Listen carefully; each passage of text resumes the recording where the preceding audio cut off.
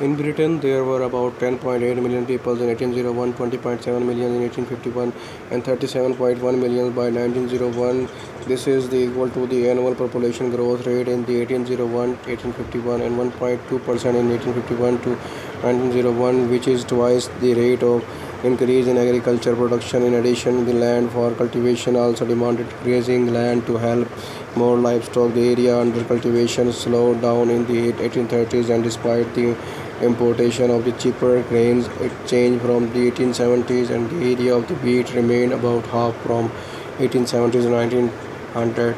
This restoration of the food imports that led to the migratory restoration of food imports after the Napoleonic War 1803 to 1815 and the U.S. trade war of 1812 to 1815 resulted in the protection of grains growers in 1850s under the Corns Law. Productive duty has been UK against foreign competitions. These laws were removed only after the onset of the Irish potato famine in 1846, in which the late potato fog destroyed most of the Irish potato crops and caused a famine among the Irish people in 1846 to 50.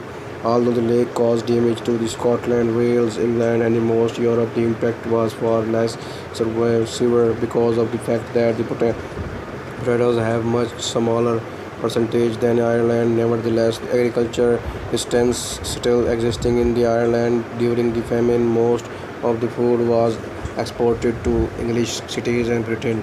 Authorities refused to close the ports. The Irish famine killed millions and left millions in England, Wales, Scotland, Canada, Australia, Europe, and the United States, reducing the population from about 8.5 million in 1845 to 4.3 million by 1921.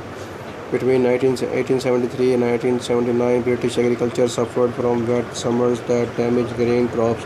Cattle growers suffered from foot and mouth diseases, and sheep growers, however, have a greater risk to British agriculture from the poor harvesting, increasing importation of the food items from overseas as a result of steam ship development in the UK and United States, and development of the widespread rail networks.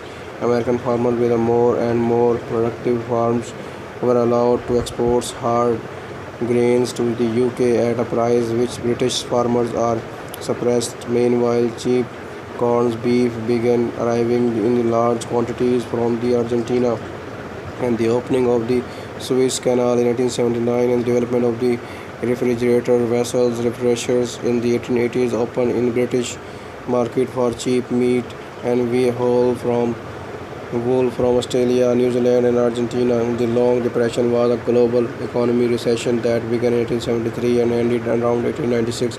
This caused severe damage to the agriculture sector and was most severe in Europe and the United States, leading to the strong economic growth through the Second Industrial Revolution. Decades after the American Civil War, by 1900, half of the meat consumed in the Britain came from overseas, and tropical fruits like bananas were also being imported into the new refrigerated vessels.